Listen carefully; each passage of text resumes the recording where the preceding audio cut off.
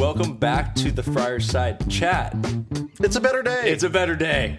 It's a better day. We're here. It is now August, coming off a pretty great week. You know who likes August? Who likes August? Juan Soto. And now Ha-Sung Kim. We'll get into it. I like it. I like it a lot. So Padres play the Rangers. Sweep skis. We called it. Called it. Should have swept skis the Rockies, but, you know. 2 out of 3. 2 out of 3, I'll take any day. That's on track for what we need. But yeah, you know, can we talk about the loss though, real quick? Get that out of the way. I'm going to keep it so quick. And then I want to talk about the good that came out of the week. Absolutely. But let's talk about that one first. 0-10 in extra innings games. It felt different. Yeah. Bases loaded, no outs. Yeah. My biggest takeaway from it that I was a little worried about was you had Juan Soto lay down a bunt. That's a selfless at-bat. Granted, he wanted a knock, but he was really trying to get Tatis over. Mm-hmm. He does that. He's trusting the guys behind him to get the job done. They don't get it done. Do we see him make another bunt or selfless at-bat there, or is he going to try and do it himself? Right. Food for thought, something to look for in the future, but yeah, definitely a heartbreaker. I mean, it really felt like it was going to happen. Yeah, I don't know. Oh, well. I don't know. Actually, it was funny. On that note, I know we had talked about in one of the previous podcasts, I was curious about like what was the split, you know, like how many are we playing at home or away? And it's like, it's actually not that crazy.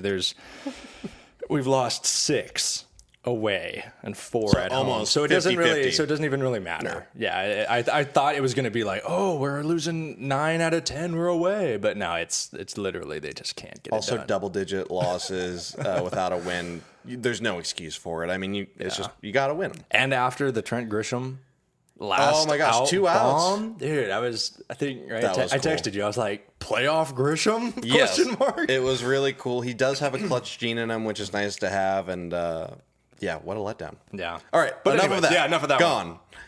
Talk about the Rangers. What was that? It was just awesome. Yeah. It was awesome. Yeah, people are going to say that they weren't at full health, but we've Like lost me. to a lot of worse teams. Yeah, you were talking about I was it. talking about that. But at the No same time, they Seager, played no good baseball. Evaldi, et cetera. Padres played very complete baseball. Yes. They did what you asked them to do, which was win a game without a home run. Mm-hmm. They won a game on all singles. Nope. 4-0. No extra base hits. Yeah. That's awesome. They proved it. Proved they could do it. There's so many good things. Yeah. I'm happy. I'm Yeah. smiling today. Really good spot. Like, honestly, every facet was kind of working, right? Starting pitching was clutch the whole time. We're scoring runs, hitting home runs, hitting time. I think I usually take a look at like runners in scoring position, and it wasn't like 0 for 11 or whatever like it normally was. It was like 3 for 9. It was like 4 for 10. I was like, These are all that's really what I'm good talking things. about. Yep. It's exactly what we need to do. It's what we've been talking about. We need to keep that going. And Bo Mel brought up your point. Just the fact that it seems like the team's timing, quote unquote timing, is coming together, which what he's referring to is pitchers are playing well, offense is playing well, versus what we've been used to seeing where starting pitching does well, offense doesn't show up. Offense does well, starting pitching does well, relief can't hold it. Like, that's been our issue, and it's starting to click, and we've got some fun stuff that's been happening since. It showed that, you know, the Ranger series showed that we could do it and gave Preller reason to trade for some pieces versus sell. Yep. Which is a perfect segue. That's why I teed it up for you. So we've been talking a lot about trades, and we promise this will be the last segment on trades for the year because the trade deadline is done, and the Padres made a couple moves. So, up for a little game. Always up for a game. So what I'm thinking is I've highlighted 3 trades. Yep. Let's just go through each, see like, you know, what the Padres got, what they gave up. Okay. And then I want to hear your letter grade, and then I'll give you mine. I was a C student, but go ahead. Okay, perfect. All right, trade number 1. Padres acquire Rich Hill and G-Man Choi from the Pirates in exchange for left-handed pitcher Jackson Wolf, 17-year-old outfielder Suero, and Alfonso Rivas, first baseman, utility. What you got? I'm going to miss Wolf. Yeah. Plain and simple. He came up, made a start for us, and he looked good. So they got something for sure in Wolf.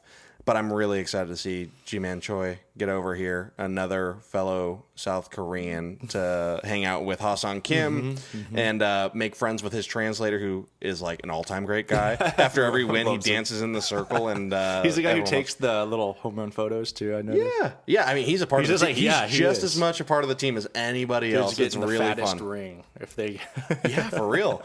So nice to have him. I've heard he's a great clubhouse guy. He likes to, do pranks. Loose, but also get it done. Make people laugh. And I think when you're struggling, it's nice to have someone who can keep it loose. So his ad value there is much higher than his low 200 batting average. That being said, with the Rays, he had a ton of pop.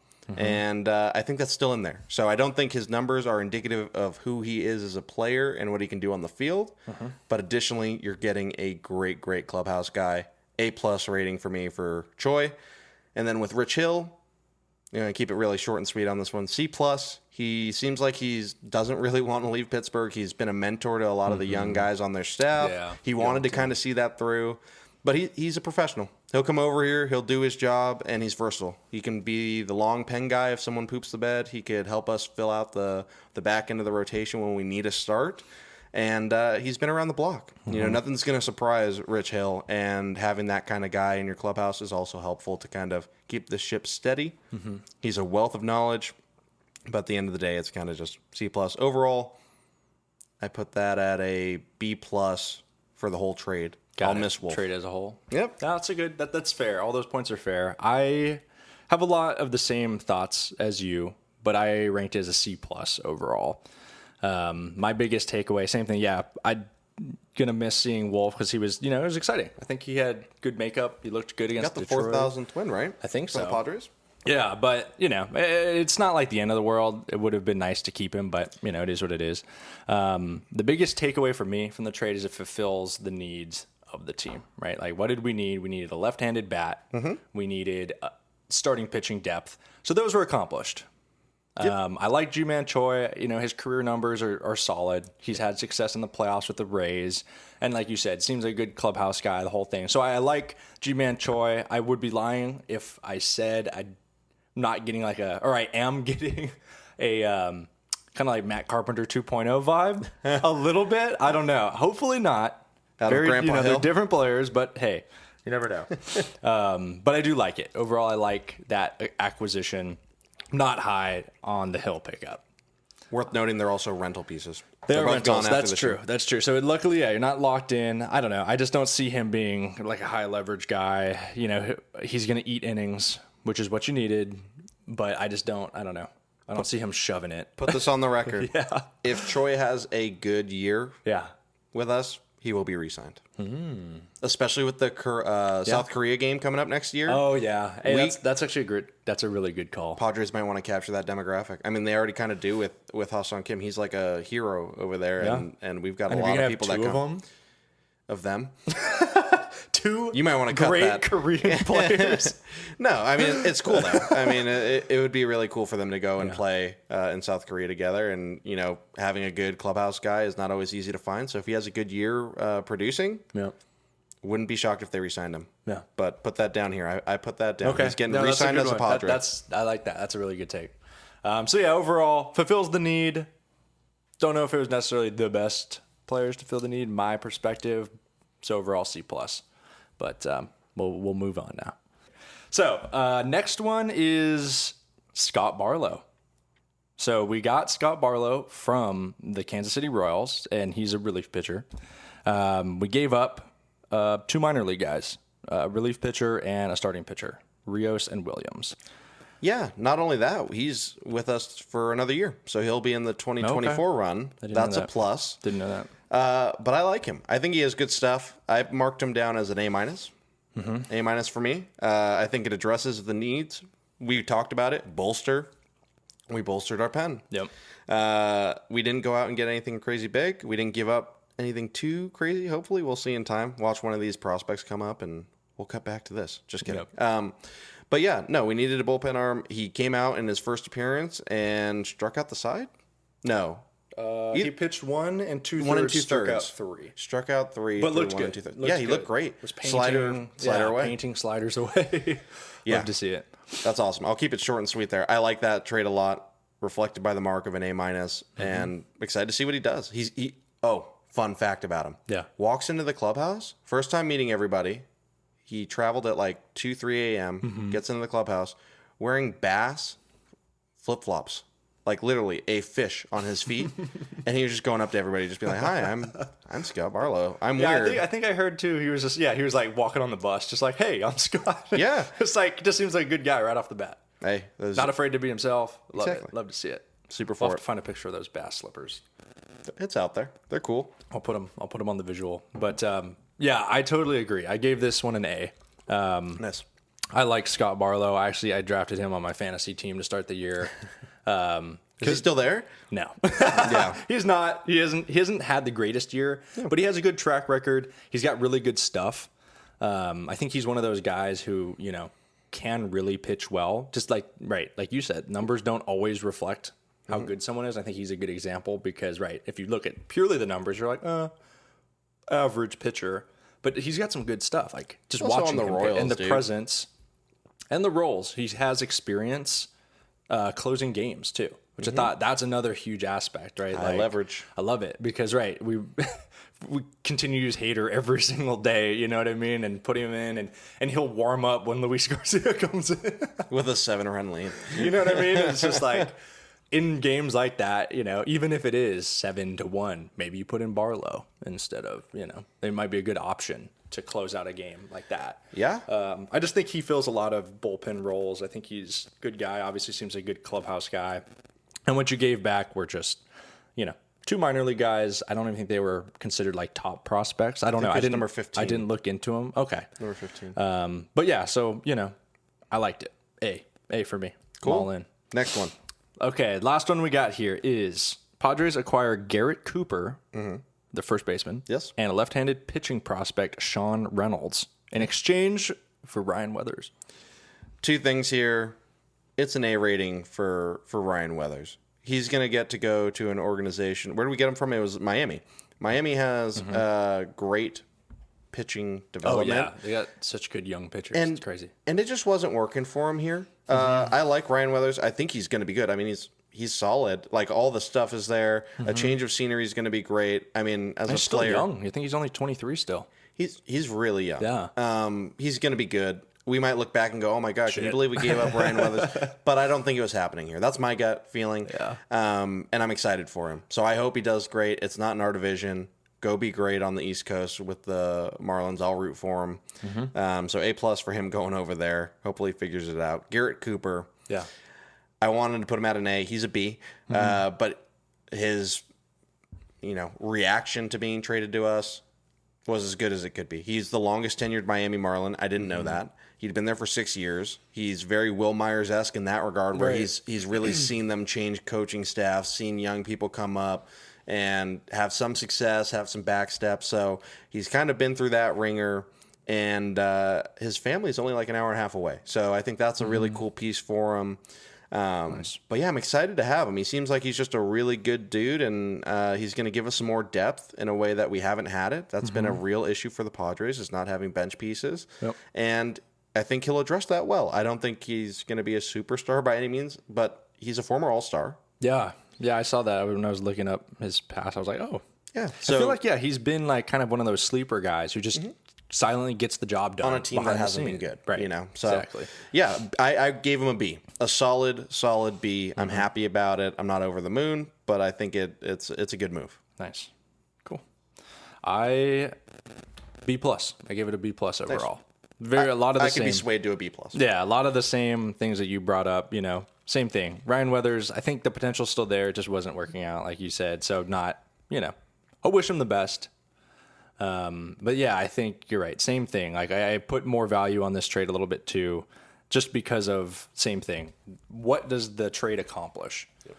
And right, he's coming in first base, which is, been locked down by Cronenworth, but like we talked about, something we could potentially upgrade and then utilize Cronenworth's defense around and give the people diamond, a day right? off. Exactly. And he can play corner outfield too. Pretty sure Marlins put him out there a couple times. Nice. So that's always, give Soto a day off, whatever. Throw him in left. Or let him DH. Exactly. So he fits a lot there.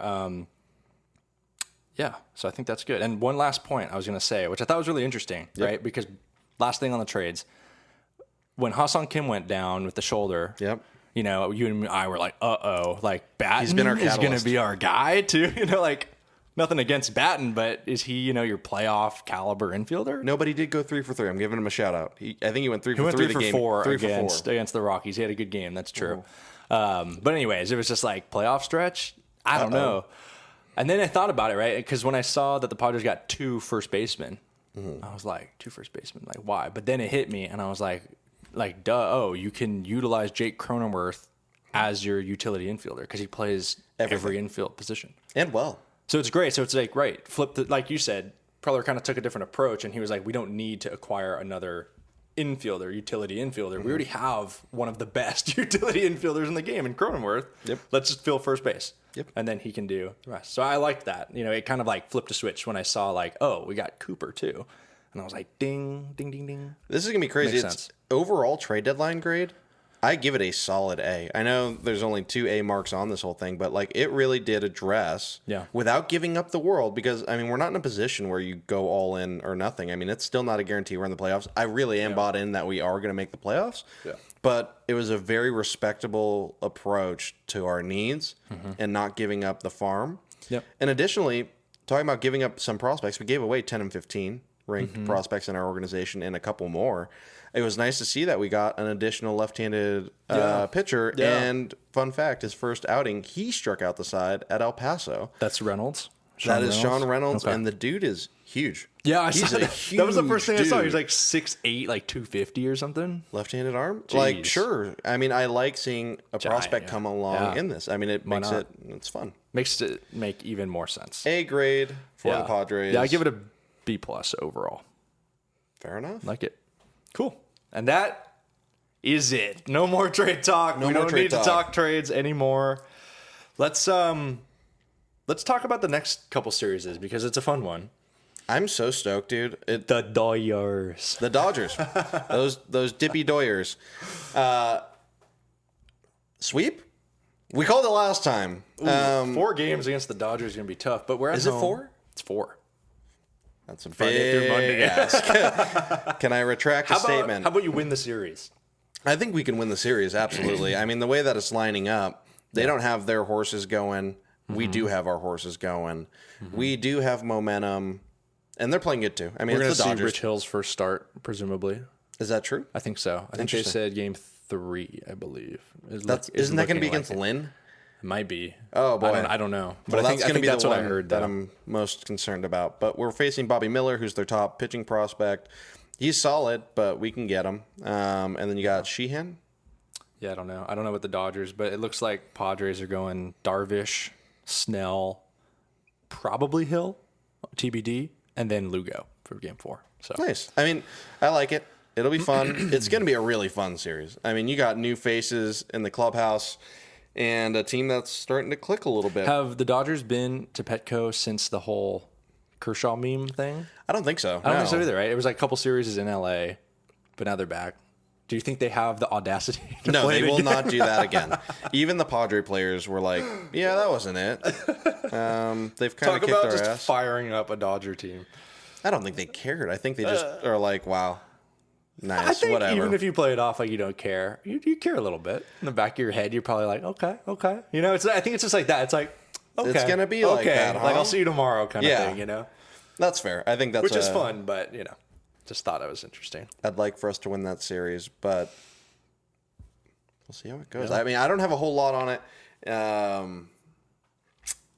Just because I'm excited. Like, Yeah. I'm just excited. I Like, mean, there's not a whole lot to we've say been to the playing well at Dodgers. home. I think I looked at the splits, and the Padres we have a much better record playing at home than on the road. So that's optimistic. you And know? these rookies who have come up this year haven't really been in a lot of, I don't want to say hostile environments, but like San Diego always gets just the amped up for the intensity, Dodgers. The fans get into it. Playoff It gets rowdy. atmosphere. It's playoff-esque for sure. And who knows how those rookies react to that because they haven't seen it yet. And especially with the rally around the team right now, it could be a really fun environment for us, and that might be an advantage. So if you're a Padres fan, be loud. They're rookies. Make them pee their pants. It's going to be a good series. Anytime Padres and Dodgers play, some crazy stuff happens. Yeah. So looking forward to it. What's next? After that, 2 games in Seattle. Seattle is reeling.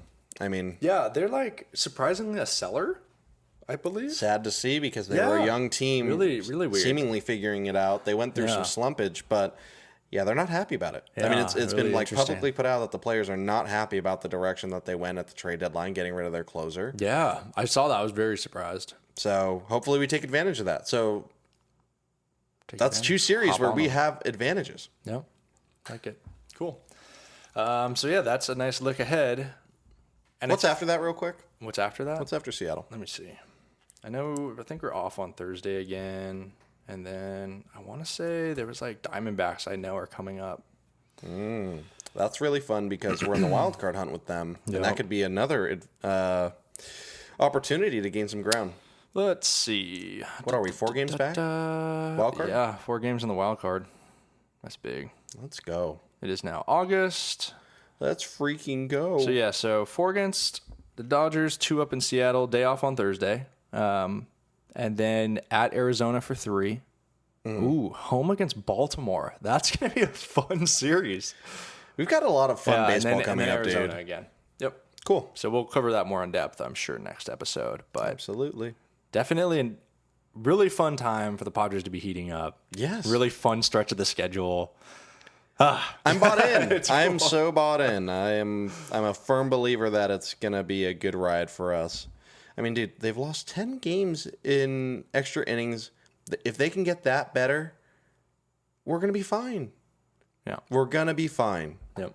Moral of the story, everything is going to be fine. Yep. Just got to keep it going. Honestly, I've felt like this month of July has reinvigorated my Padres spirit. Yeah. You know, they went in here. Actually, this is a good segue. You had mentioned before wanting to do and kind of end off these podcasts sometimes with something hopeful. Like, let's stay positive. What do we have to be thankful about with this club, right? Here's some. So I pulled a couple things yesterday.